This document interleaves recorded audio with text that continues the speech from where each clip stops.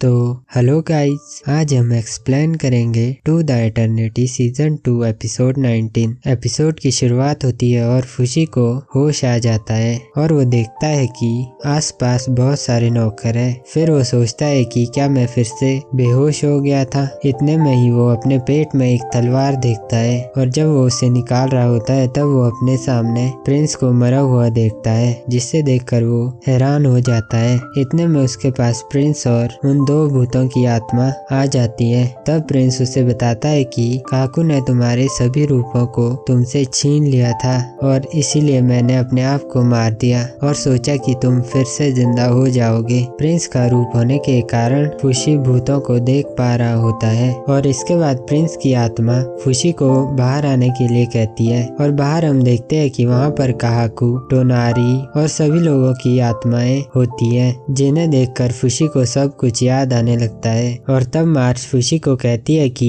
हम सबको दोबारा बनाओ। इसके बाद फुशी उन सबको अपने हाथों से बाहर निकालता है और तब उन सब की आत्मा उनके शरीर में चली जाती है और उन्हें होश आ जाता है। और तब फुशी उन सबको देखकर कहता है कि क्या तुम सच में यहाँ पर हो? तो मार्च कहती है कि हम सब तुमसे बहुत प्यार करते हैं, इसीलिए हम सब अभी तक यहाँ पर है। और इसके बाद प्रिंस की आत्मा फुशी को कहती है कि मुझे माफ करना कि मैंने तुम्हें इसके बारे में पहले नहीं बताया। मैं बचपन से ही वो देख सकता हूँ जो दूसरे लोग नहीं देख पाते और टोनारी मुझे बचपन में मिली थी और टोनारी ने मुझे तुमसे मिलने में और तुम्हारी हेल्प करने में बहुत मदद की। और मैं नहीं जानता था कि मरने के बाद क्या होता है, पर मरने के बाद हमें दो रास्ते मिलते हैं, जिसमें अगर हम पहला रास्ता चुनते हैं तो हमारी कोई भी इच्छा पूरी की जाती है और अगर हम दूसरा रास्ता चुनते हैं तो हम इसी धरती पर रह जाते हैं। और हम सब ने तुम्हारे लिए दूसरा रास्ता चुना है। इतने में मार्च कहती है कि मैं पूरे समय तुम्हारे साथ थी और मैं तुम्हें देखती रही और तुमने बहुत अच्छा काम किया। और इसके बाद वो कुछ और बातें करते हैं। कुछ देर बाद वहाँ पर वो बहुत बड़ा भालू आ जाता है। तब उसे देखकर मैसर डर जाता है और कहता है कि फुशी, इसे तुमने वापस क्यों लाया? तब मार्च उस भालू के पास जाती है और कहती है कि तुमने अच्छा काम किया और उसे गले लगाती है। और मार्च कहती है कि ये हमारे साथ अच्छा महसूस करता है। इतने में फुशी मार्च से कहता है कि मैं नहीं चाहता कि तुम फाइट करो। इतने में काई फुशी से कहता है कि हम सब तुम्हारे साथ हैं और तुम हमें वहाँ पर भेजो जहाँ पर नौकर है और हम वहाँ पर उनसे फाइट करेंगे। तब फुशी हाँ कर देता है। कुछ देर बाद फुशी उनसे कहता है कि काकू और एको कहाँ पर है? तब मार्च कहती है कि तुम्हारे जागने से पहले ही वो यहाँ से चले गए। तब फुशी उन्हें वहाँ पर महसूस करने लगता है और वो एको को महसूस कर लेता है और देखता है कि एको के साथ नौकर होता है।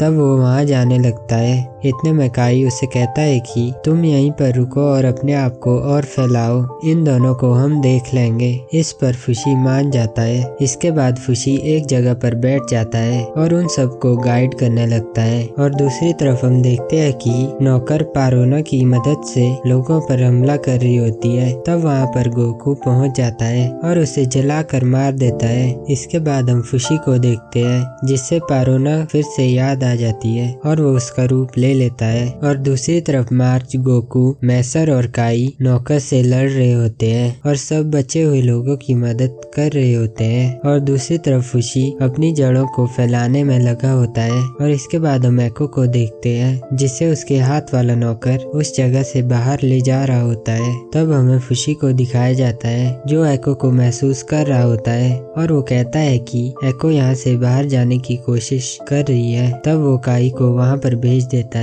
और एको की मदद करने को कहता है। और तब हम एको को देखते हैं, जो जमीन पर गिर जाती है। तब वहाँ पर वो पक्षी वाले नौकर आते हैं और उसे उड़ा कर वहाँ से ले जाने लगते हैं। इतने में वहाँ पर काकू आ जाता है और उन उड़ने वाले नौकर से एको को अलग कर देता है और उस एको के हाथ वाले नौकर से कहता है कि क्या मैं तुम्हारे लिए ठीक नहीं था? मेरे पास वापस आ जाओ। तब वो नौकर एको के हाथ में आगे आने लगता है और वो फुशी का रूप ले लेता है। इतने में काहाकू उससे कहता है कि तुम्हें मुझसे डरने की कोई जरूरत नहीं है, मैं तुम्हें कोई नुकसान नहीं पहुंचाऊंगा। तब काहाकू उसके पास जाने लगता है। तब वो नौकर काहाकू पर हमला करने वाला होता है, पर काहाकू उससे एको की बॉडी से काट कर अलग कर देता है और एको के हाथ को देखकर कहता है कि ये इस नौकर का थोड़ा सा ही भाग है। तब एको के हाथ वाला नौकर अपना हाथ जमीन में डाल देता है और वो बहुत सारे लोगों को काहाकू के चारों तरफ बाहर निकालता है। तब वो सब काहाकू के ऊपर हमला कर देते हैं, पर काहाकू हवा में ऊपर छलांग मारता है, जिसकी वजह से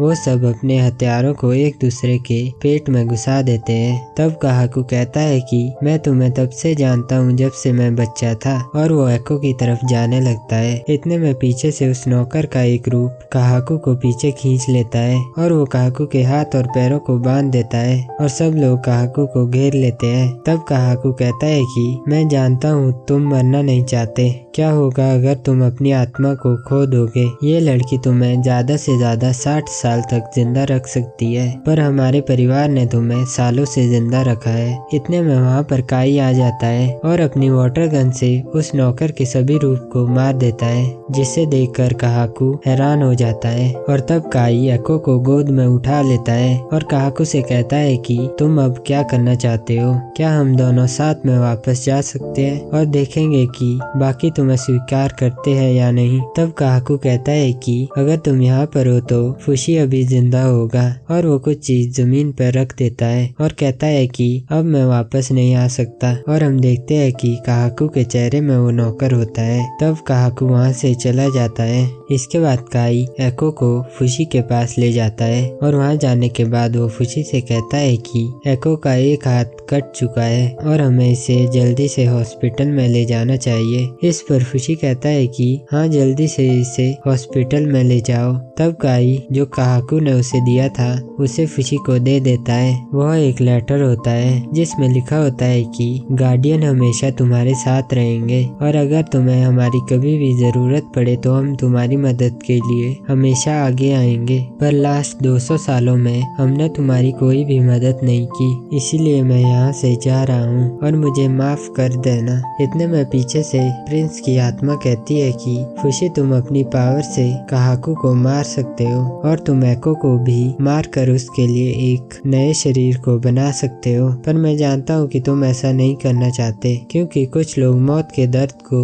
एक बार ही महसूस करना चाहते हैं। इस पर फुशी कहता है कि मैंने इस बारे में कुछ नहीं सोचा। इस पर प्रिंस की आत्मा कहती है कि अभी के लिए ये डिसीजन अच्छा है, पर मैं नहीं जानता कि बाकी लोग इस बारे में क्या सोचते हैं। तब फुशी कहता है कि क्या तुम्हें अपना शरीर वापस चाहिए, जिस पर प्रिंस की आत्मा उसे मना कर देती है और कहती है कि क्या तुम नहीं जानते ये शरीर तुम्हारे लिए सबसे अच्छा है, क्योंकि इस शरीर के पास आत्माओं को देखने की शक्ति है। और प्रिंस की आत्मा उसे बाहर आने के लिए कहती है, जहाँ पर हम देखते हैं कि जो लोग भी वहाँ पर मरे थे उन सभी की आत्मा वहाँ पर होती है। तब प्रिंस की आत्मा उसे कहती है कि ये सब वापस आना चाहते हैं। तब फुशी उन सब को वापस ला लेता है और इसके बाद हम देखते हैं कि जो 2 भूत प्रिंस के साथ होते हैं फुशी उन्हें भी जिंदा कर देता है और वो दोनों भी नौकर से लड़ने लगते हैं। इसके बाद हम फुशी को देखते हैं जो कुछ लोगों को वहाँ आते हुए महसूस करता है।